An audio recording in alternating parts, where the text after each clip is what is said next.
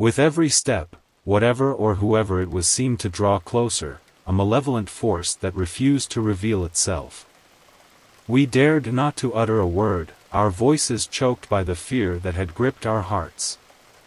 The tension was unbearable, and it was clear that whatever lurked in the darkness was watching, waiting, and biding its time. Finally, when the unseen intruder was no more than 200 feet away in the pitch-black night, I could take it no longer. My trembling hands reached for my rifle, and with a deep breath, I fired a shot into the abyss above us. The deafening blast shattered the eerie silence, and what happened next defied all reason, searing the event into our memories like a nightmare. In response to the gunshot, the unknown presence reacted with a speed and agility that defied explanation. It bolted up the mountainside, vanishing into the inky blackness within seconds, covering a distance of at least 400 feet in what felt like an instant. It moved with such unnatural swiftness through the dense underbrush that it defied any rational explanation.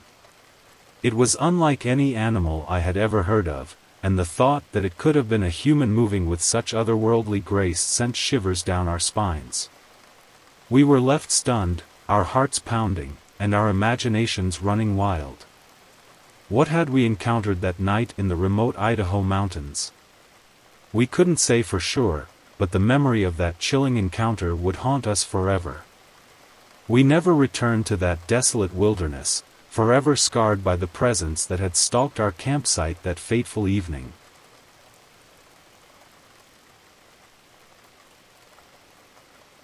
Our anniversary camping trip was meant to be a week of blissful seclusion in the heart of nature, a chance to reconnect and escape the hustle and bustle of everyday life. Little did we know that this trip would transform into a harrowing ordeal, etching eerie memories into our souls. We arrived at the campsite on a Saturday afternoon, the air thick with the promise of adventure. The park ranger's warning, hastily scribbled on a sign posted on the campground's entrance, should have been our first clue. It read, "Bear sighting, be cautious." Ignoring the ominous undertone, we carried on, eager to set up our camp. The bear, an ominous specter, began to haunt us like a malevolent apparition.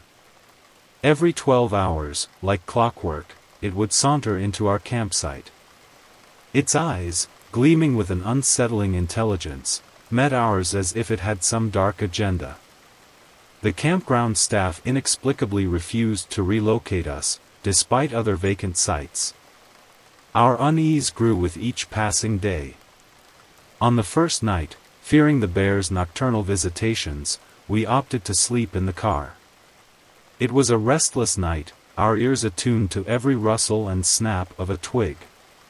On the second night, despite a day passing without a bear sighting, the park manager's cryptic comments lingered in our minds.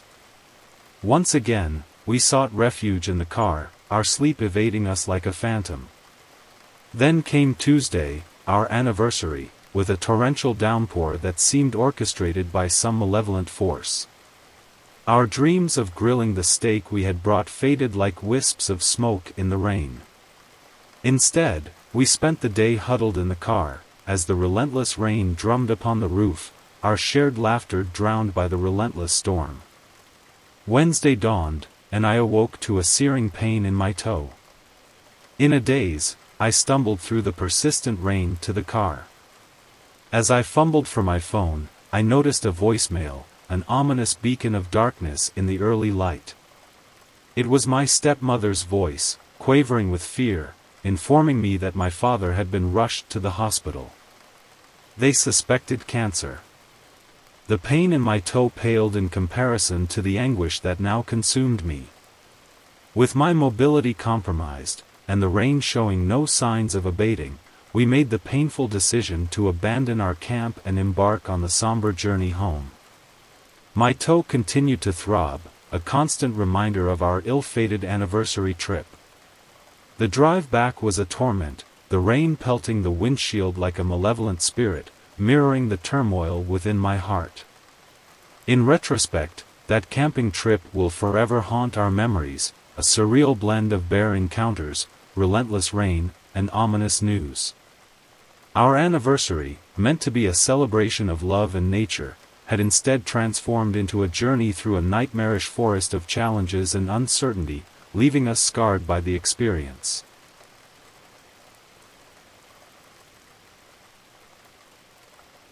My first solo camping trip, deep within the eerie heart of a closed trail in California, became a nightmarish descent into the abyss of fear. My determination to have the trail all to myself proved to be a reckless decision, one I would soon regret. As twilight descended, a chilling paranoia consumed me. It wasn't the usual forest dangers that haunted my thoughts, snakes, bears, or coyotes, but the unseen terror of a cougar. I could swear I glimpsed its shadowy form lurking in the distance, though reason told me it was my own imagination.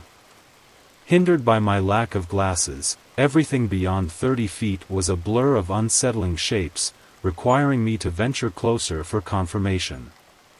The weight of my excessively heavy gear began to take its toll, and my water supply dwindled alarmingly fast. Finally, I stumbled upon a flat clearing off the trail and decided to establish my camp there. My foolish deterrent against both wildlife and unwelcome visitors was to set up my Snugpack ionosphere tent on an inclined slope. The initial setup offered some solace, but my futile attempt at building a wood shelter quickly turned into a desperate act of scattering sticks haphazardly around my tent for a feeble camouflage. Then, out of the silence, I heard voices. Panic gripped me. For who in their right mind would be on this forbidden trail in the encroaching darkness? I hid behind a tree near my tent, praying they wouldn't spot me. Their voices grew closer, and my wariness persisted until nightfall. Inside my tent, with my Bluetooth radio playing softly to ease my nerves, I tried to acclimate to the eerie sounds of the forest, the cryptic rustling, the mysterious chittering. Suddenly, I heard the unmistakable sound of distant voices speaking in Spanish. My blood ran cold as I pondered who would venture into this pitch-black forest at such an hour. I made the ill-fated choice to shout a cautious greeting into the night. The voices fell silent, and I grabbed my Bowie knife, clutching it with trembling hands, my sleeping bag already unzipped for a hasty escape if needed. In a surge of fear and paranoia, I bellowed threats into the darkness, desperate to ward off whatever lurked beyond. My words echoed through the night, and then I heard it, a cacophonous rush of heavy steps and rustling. I darted out of my tent, clad only in long johns, clutching my knife, and wielding a flashlight like a beacon of desperation. The unseen threat had become all too real. I threatened my unseen adversary with madness and violence, scanning the surroundings with my feeble beam of light. A frenzied search of the trail yielded nothing, and I reluctantly returned to my tent, my heart pounding in my chest. I tried to call my best friend, my lifeline, to inform him of my whereabouts and potential peril. However, my words came out incoherent, a garbled mess of fear. I could hear his voice on the other end, but he couldn't understand me, leaving me feeling utterly isolated in the darkness. I hung up the phone and decided to wait out the night until the safety of dawn. The hours crawled by, each rustle of leaves or distant hoot of an owl intensifying my dread. But the most bone-chilling moment came at the break of day. I awoke to an overwhelming sense of foreboding. Frozen with fear, I sensed a presence behind me, and a wooden stick near my tent thudded ominously. I knew that something, or someone, had ventured perilously close. My mind raced, but my body was paralyzed. Then, I heard it, a breath, not heavy but forceful, like a huff, distinct and deliberate. My thoughts raced back to the tales of cougars. I was trapped in my own tent, unable to move, as a sinister presence lurked just beyond the fabric. In the depths of my paralysis, one word filled my mind: pray. Another ominous noise, a lip smack, like my Great Dane's, echoed through the silence. I remained motionless, torn between making a noise or preserving deadly silence. Morning eventually broke, and as the first rays of light penetrated the forest, I emerged from my tent. With the last of my phone's battery, I hastily snapped photos of cougar prints near my campsite, each one as large as my palm. I gathered my belongings, my nerves still frayed, and retreated to my car, longing for the safety of civilization. But even then, my ordeal was not over, as I overheard the arrival of two high schoolers speaking Spanish, inexplicably setting out on the forbidden trail. My first solo camping venture had transformed into a night of terror, filled with ominous encounters, chilling threats, and the haunting presence of a predator in the wilderness. The memory of that night would forever be etched in my mind, a chilling reminder of the darkness that lurks in the heart of the wild.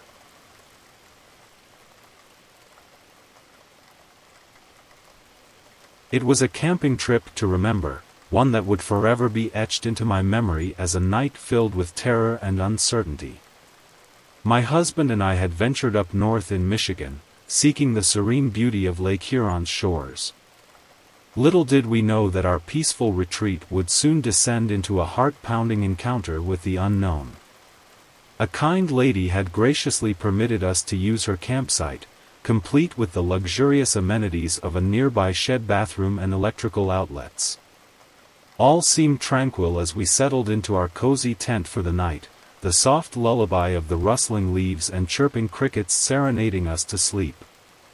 Little did we know that tranquility was but a fleeting illusion. In the dead of night, around 3 or 4 a.m., I awoke with an urgent need to answer nature's call. As I cautiously made my way toward the shed, a sinister stillness hung in the air, an unsettling quiet that seemed to thicken with each step. It was a silence that seeped into my bones, a silence that would soon shatter the illusion of safety. As I returned to our inflatable mattress, almost succumbing to sleep's gentle embrace, a horrifying disturbance shattered the peace. A guttural, otherworldly growl pierced the silence, followed by the agonized yelp of something small. The very air seemed to quiver with dread as a violent frenzy of scraping and wrestling ensued. My heart pounded in my chest as the night bore witness to this gruesome struggle. Then, in a heartbeat, a chilling hush descended upon the scene, a silence so oppressive it felt like a vice tightening around my chest. My body froze, immobilized by fear. Beside me, my husband's rhythmic breathing was a stark reminder of our vulnerability. I dared not move, dared not make a sound, as I strained my senses to grasp the nature of the horrors that lurked outside. Minutes stretched into an eternity as I lay there, my ears attuned to the malevolent symphony unfolding beyond the thin fabric of our tent. It was as if the very darkness itself conspired to keep me prisoner, a captive audience to the macabre drama unfolding just beyond my vision. The cacophony of violence eventually subsided, leaving behind an eerie stillness. I continued to lie there, paralyzed, my bladder now bursting with urgency. I knew I needed to move, to escape the confines of our tent, but every instinct screamed at me to stay hidden, to remain silent. Over an hour later, when the night had released its grip on our camp, I summoned the courage to leave our tent. Morning's light revealed the aftermath of a horrific nocturnal encounter.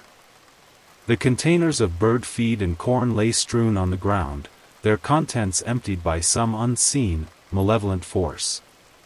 In the harsh light of day, we were left to contemplate the chilling possibility of what had transpired. Was it a raccoon? A possum? Or had we unwittingly shared our campsite with something far more sinister, a creature of the forest's darkest recesses? The answer eluded us, buried beneath the layers of fear that still clung to our memories of that night in the wilderness.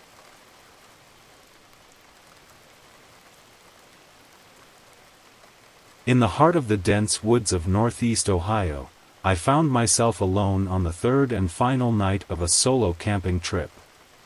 The forest around me was shrouded in darkness, broken only by the feeble light of my campfire dwindling to embers. It was a remote spot, far from civilization, where the eerie silence of the wilderness pressed in on me. In the dead of night, a relentless urge to answer nature's call roused me from my fitful slumber. Groaning, I reluctantly emerged from my hammock, grabbed my flashlight, and unzipped the tent. As I stepped out, I froze. There, about 80 to 100 feet away, in the inky blackness, a solitary headlamp pierced through the shadows. My heart hammered in my chest as I watched it bob and sway in the distance. What on earth could someone be doing out here in the middle of nowhere at this ungodly hour? Curiosity gripped me, or perhaps it was a foolhardy sense of duty, but I decided to investigate. Clad in my boots and clutching my trusty hatchet, I began a cautious approach, skirting the periphery of my campsite to get a better view. But then, a sinister twist unfolded before my eyes. Another headlamp, much closer, about 40 feet away, appeared, moving erratically. Panic welled up inside me as I hit the dirt, frantically tossing leaves over my body to conceal myself. The night air was filled with tension. I watched in terror as the second figure drew closer, almost stumbling upon my hidden form. In that eerie half-light, I could hear the rustling of leaves beneath his feet and the telltale buzz of a cell phone receiving messages. This was no ordinary wanderer, this was someone who seemed to know exactly where I was. My heart pounded in my ears as the interloper stood just 10 feet from my concealed position. He stopped, the faint glow of his cell phone illuminating his face, which was etched with a chilling, sinister intent. My breath grew shallow as he began moving toward my campsite. For what felt like an eternity, I lay frozen on the forest floor, a silent observer of impending danger. Then, with sudden resolve, I mustered the courage to crawl closer. I watched as the figure, now closer to my camp, stood up and began walking towards my hammock. My mind raced as I formulated a plan to confront this intruder, but the situation quickly took a darker turn. In the distance, I heard a cacophony of noises, a savage tearing and rending. My heart sank as I realized that my campsite was being destroyed, shredded by what appeared to be a machete-wielding maniac. My stomach churned with fear as I heard the sounds of my belongings being trashed, flashlights dancing eerily through the night, and voices whispering ominously about my presence. I lay still, hardly daring to breathe, as they continued their malevolent work. At daybreak, I mustered the courage to return to the scene. My campsite was a scene of devastation. My once comfortable hammock and tarp lay in tatters, as if mauled by some savage beast. My mess kit had been ruthlessly stomped upon, and my backpack, rain gear, and precious flashlight had vanished into the night. Dread washed over me as I retraced my steps to where I had first seen the headlamp. There, I discovered a grim cache of evidence, a handful of chew pouches, 8 empty beer cans, and a discarded lighter, all telling a tale of an unsettling visitor. Then, I ventured to the spot where the second headlamp had appeared. Here, I found a chilling trove, an empty bag that had once held a sinister white powder, later confirmed to be methamphetamine. Cigarette butts were strewn about, and to my disgust, a pile of human waste lay nearby, devoid of any trace of toilet paper. My harrowing night in the Ohio wilderness had been punctuated by the presence of these mysterious intruders.